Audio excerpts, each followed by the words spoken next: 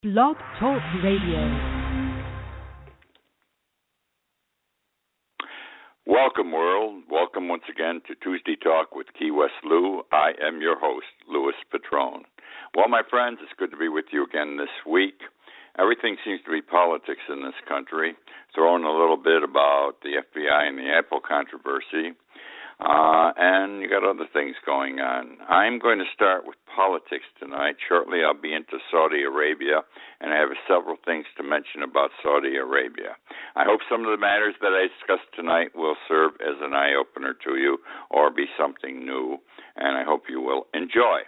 Let's start with Donald Trump. I hate to say this, folks, but I've come to the conclusion Donald Trump is unstoppable. I am not for him for president. I have not been for him for president. I think he's a bully. I think he's a buffoon. I think he insults everyone. Look, he said this past week alone, Bush, too, is responsible for 9/11. What a stupid thing to say. He insulted John McCain. How could the man have been a hero? All he did was spend 6 years in an enemy camp. As a spy, as a combat person. That's nothing. Last week he picked a fight with the Pope. Who picks a fight with the Pope? You just don't do this. And today he said, you have to understand the New York Times is basically a liberal democratic paper. They have not been supporting Donald Trump. And he said today that because one of the high echelon officers in the New York Post is Mexican, in the New York Times rather, is Mexican, that the New York Times is owned by Mexico. Because obviously the Times is against whatever he says about Mexico and how he's going to handle the citizens and the immigrants coming in from there. So now the New York Times is owned by Mexico. I want to say to the people who support Donald Trump, I love you all, but you're out of your minds. This man is not presidential timber. But there's no question in my mind. He's on his way now. He's going to win the Republican nomination, and I think in the end he can beat Hillary Clinton and or Bernie Sanders and win the presidency. I have been saying consistently since he got into this fray that Donald Trump reminded me of Adolf Hitler in the early 1930s and the mid-1930s. He said to the people what they wanted to hear. The German people were unhappy, rightfully so. Things had been tough economically since World War I. They were taking a beating, and he knew what to say, and he said exactly what they wanted to hear, and they brought him into power. And the American people are going to bring this fellow Donald Trump into power, and I hope we do not regret and something occurs as happened with Adolf Hitler. Interestingly, this past week, there was an editorial someplace, I can't recall where, in some publication, that compared Donald Trump to Mussolini. I think that's a compliment to Trump. Better we compare him to Adolf Hitler because that's what he's like. The man's nuts. I don't know what he's going to do. He's going to get us in a war if he's president. He just doesn't understand. It is better to live in a world of Cold War than a world of hot war. And I can just see this guy aggravating a Trump or that guy in North Korea or someone in China or in Iran, and all of a sudden today nuclear weapons are going to fly like never before, and the whole world to be in trouble. Bill Gates has a foundation.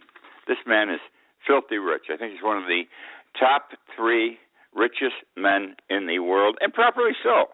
What he did with computers, what he did with Microsoft, the man's to be complimented. He didn't even finish college. He quit to get into all this stuff because he had a dream, and his dream was right. He's the Henry Ford of our time. He's given us great things. The computers, how can you argue with the computer, the internet, and everything we're doing? This show itself is attributable to the fact that he got things rolling. Well, Bill Gates and his wife, they contribute money big time. He's out of the business now, the computer business, and he's filthy rich. And he gives $100 million here and $100 million there. The man is doing good with his money. He's just spending it all over the place to do great and good things. We are at Iowa State University. 12 students at Iowa State University are going to be paid by the Bill Gates Foundation. They're going to be paid because they're going to eat genetically modified bananas. You heard me, genetically modified bananas.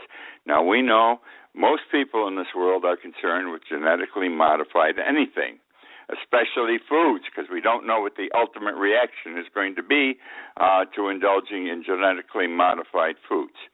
Well, as they say, he says genetically modified bananas are good. He's been putting a lot of money, by the way, into genetically modified anything.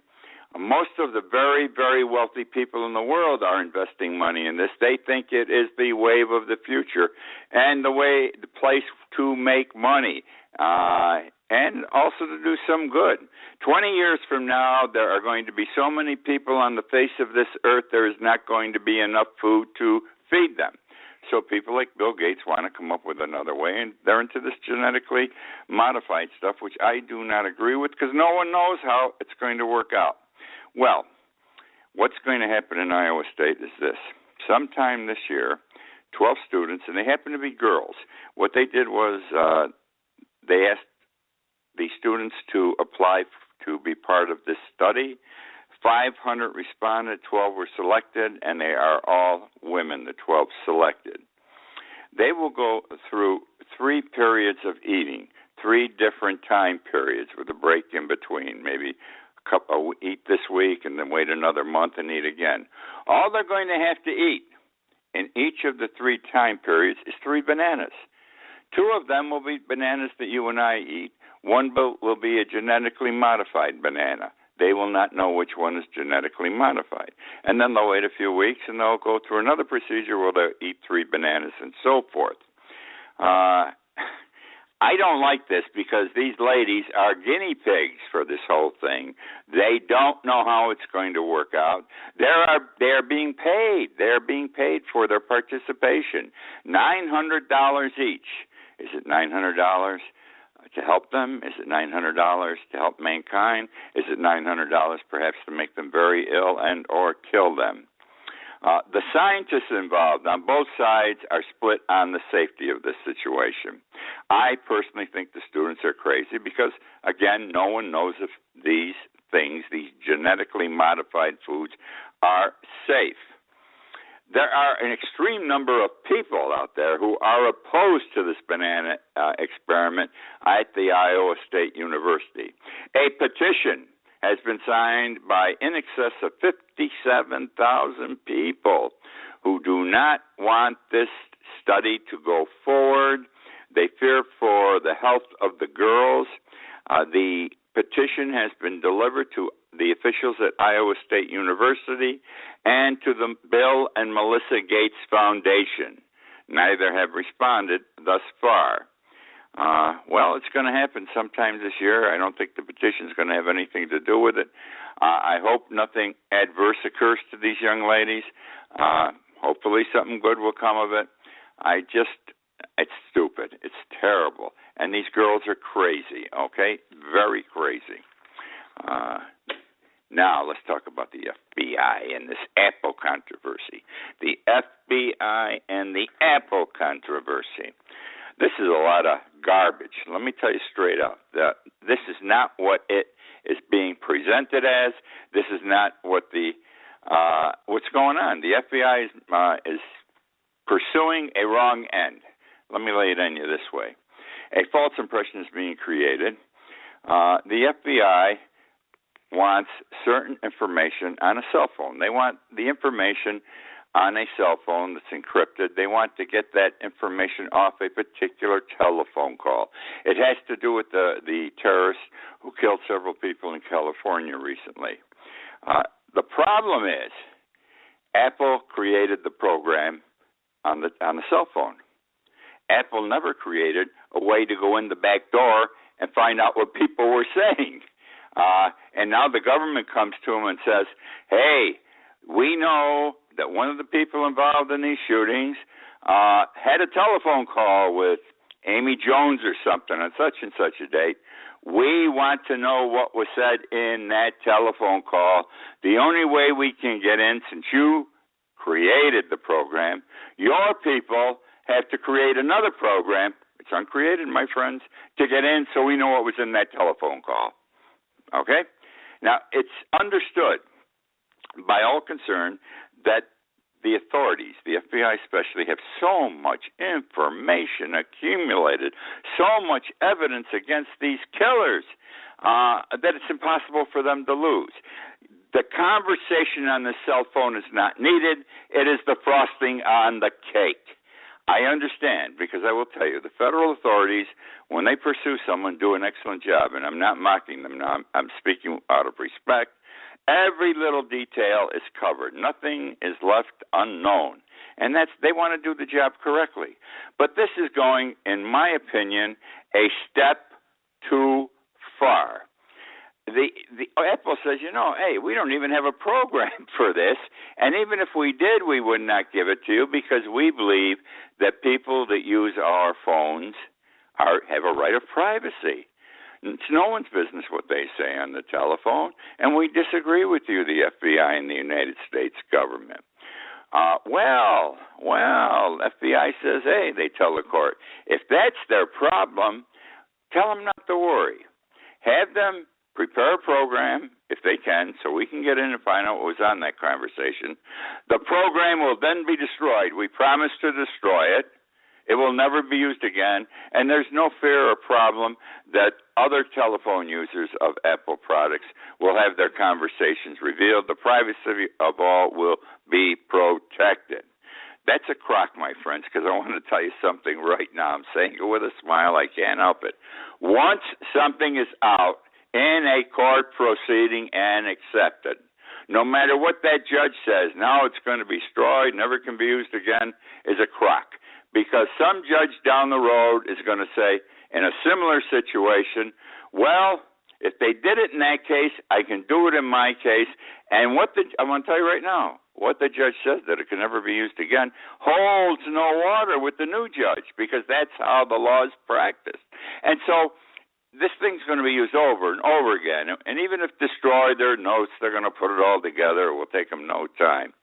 I think what we have here is a right of privacy. That is what is involved, and I don't like it. I don't think this is right. I don't think this material is needed. I compliment Apple on opposing this situation. They are protecting you and me. People say, I've heard people say on this issue, well, I didn't kill anybody. I don't care if they listen to my telephone conversations or are able to go back and hear my telephone conversations. Let me tell you something, my friends. I've practiced law for 45 years, and I'll tell you how things work. I don't care you haven't committed a crime. You didn't kill anybody. But if they think you might have been involved or have knowledge, the authorities will use this ability to see what you said on that telephone call. And even if they come up with nothing having to do with the crime they're investigating, they will come up with something about you. Maybe you've got a girlfriend. You've been having an affair. Her husband doesn't know. Your wife doesn't know. Now, someday you may have a problem, and the authorities come back at you with that and say, if you don't cooperate on this issue, well, we're going to have to tell her husband, we're going to have to tell your wife. That's how the game is played, okay? This is not a nice world we live in, even in the United States. So let's protect our right of privacy. Otherwise, going to come back and slap a lot of people in the face. Want to talk about the New York State Police. When I was a young lawyer, oh my God, it's so long ago, I got out of law school in 1960. In 1961, I got a terrific job. I became the general counsel to the Police Conference of New York, Inc.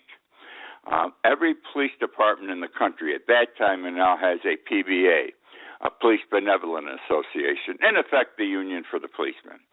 In New York State, all these local PBAs of every village, town, city, and county belong to a statewide organization. And I became the attorney for the statewide organization for 3 years, from 61 through 64. Great job for a young lawyer. I got paid the grand sum of $4,000 a year. I'm laughing as I say it. Plus $2,000 expenses, had an office in Albany, and could practice law on the side, which helped me. $4,000 back then was a lot of money. When I graduated from law school, my goal was to earn $10,000 a year. $10,000 a year back then is $100,000 today or more. I would have been set for life. All I wanted was $10,000 a year.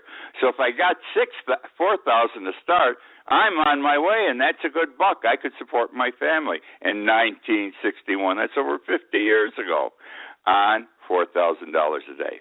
My job brought me into contact on a personal basis with Governor Rockefeller, Lieutenant Governor Malcolm Wilson, who subsequently became Governor Malcolm Wilson. Because my organization, the Big Shots, the police hierarchy generally from New York City, we would meet on a frequent basis with the governor and or lieutenant governor to talk about police legislation.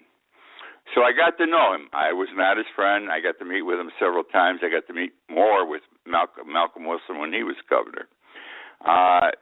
Now, when Rockefeller became governor, the New York State Police Force was in shambles. It was trash. It was garbage. It was nothing to be proud of. As soon as elected, Rockefeller decided to do something about it. He said, in effect, I am going to make this the finest police department in the nation. And within 2 years, he did. He put money into it. He put training into it. He brought great leaders in. And the New York State Police became something to be proud of. Very proud of. The whole country was proud of the New York police for many, many years. Apparently, not anymore.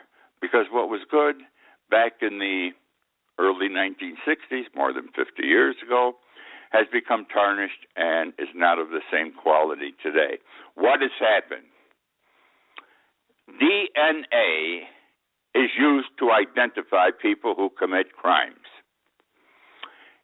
Some part of a person's being, their body, whether it's hair, spit, what have you, sweat, is tested. And if there's comparable DNA at the scene of the crime, you got your guy, because DNA is almost as good as a fingerprint. It cannot be disputed successfully. The New York State Police would obtain DNA samples regarding a crime and submit them to scientists who would then test the DNA to see if there was a comparable between the person arrested and DNA found at the scene. These scientists were independent contractors hired by the New York State Police Department to do this work. Police are crazy sometimes, even prosecutors. They become prosecution crazy. They want to win. They want more and more victories. That's the way it is. That's how people are. And it contaminates sometimes a police department. It apparently has contaminated the New York State Police Department, because what they did was they went to 3 scientists and said, you falsify the DNA results. You say there is a comparison that this is equal to that and the person is guilty, even though they are not, because we need more prosecutions, the argument being to thwart other crimes from occurring. And they sort of threaten these scientists. You know, you're going to lose your contract. If they lost their contract, this is big money to these guys. So they gave in, and they did what the New York State troopers wanted. They lied, okay, and got a lot of convictions. Today, there's a major investigation undergoing in New York State of the State Police Department, and there already are civil suits ongoing. What's going to happen is this: when they get through all this stuff, they will know which cases the scientists worked on and came out with these reports saying that this person is guilty. Some of those people may have gone to jail. Some may not have gone to jail, but they were convicted. All those cases are now going to be thrown out. there will be an attempt to retry him again, but you can't retry cases like this. I've seen this happen over the last 50 years of my career. Other people have made mistakes like this. And so all those convictions are going to be thrown out, and which is proper. Some people still in jail will be let out, properly so again, because we live in a country where you don't do that. You want to get somebody, you got to play fair. I don't care what you say. You must play fair. You should never convict a person on false evidence. And this is what has occurred in New York State. It's going to cost the state a lot of money. It's caused a lot of people who are innocent aggravation. And it's going to be a mess, a big mess. But in the end, justice will be done because the guilty and the not guilty will walk free. And they should, again, because the police contaminated the evidence and forced an improper and a wrong result. Let me get into Saudi Arabia. I love Saudi Arabia. I got to tell you something. And you should love, admire, and respect them too. Recall, my friends, they gave us $4 a gallon gasoline. When 9/11 occurred, 17 of the 21 people involved in those two planes going into the Twin Towers were citizens of Saudi Arabia. Not Iraq, Saudi Arabia.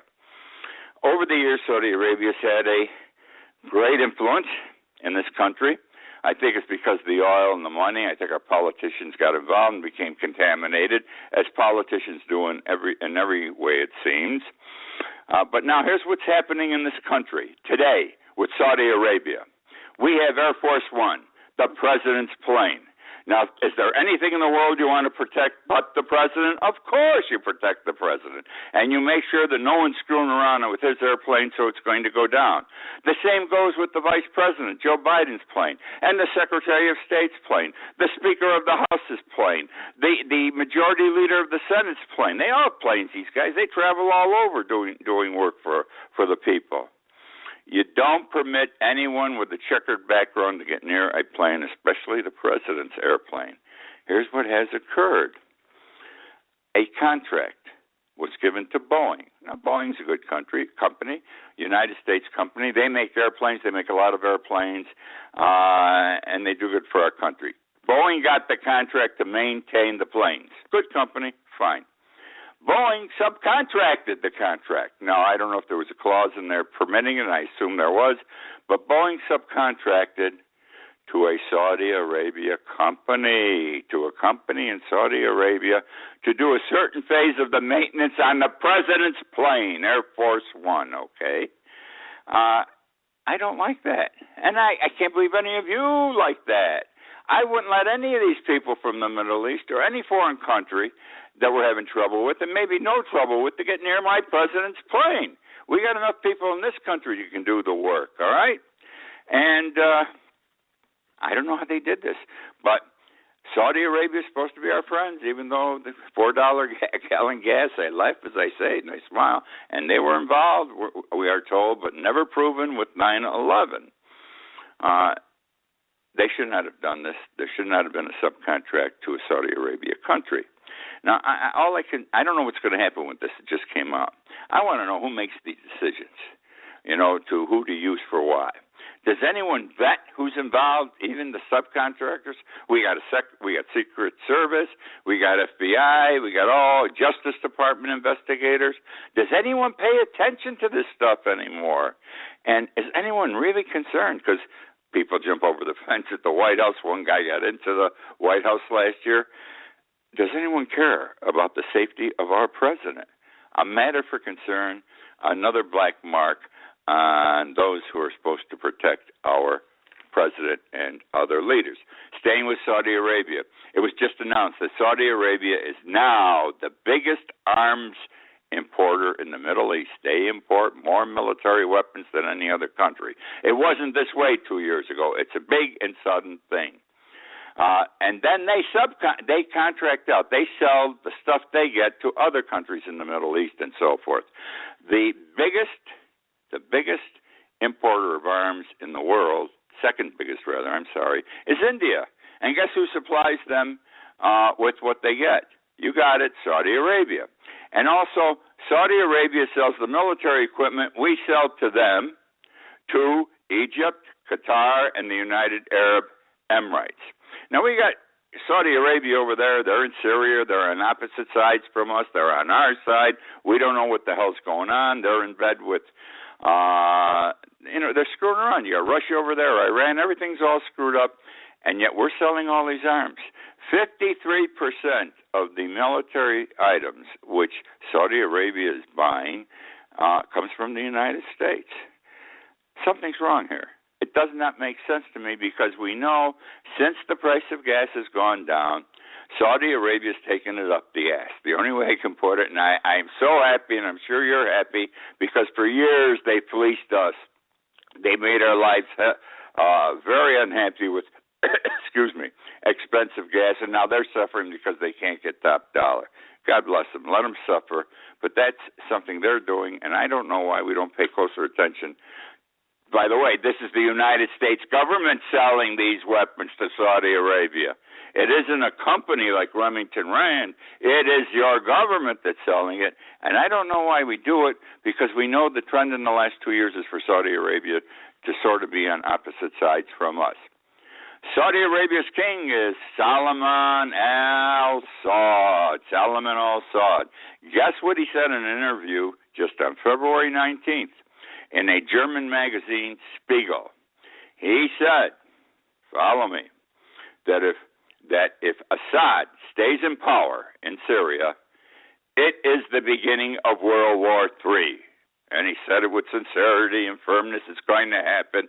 We will see to it. It is the beginning of World War III.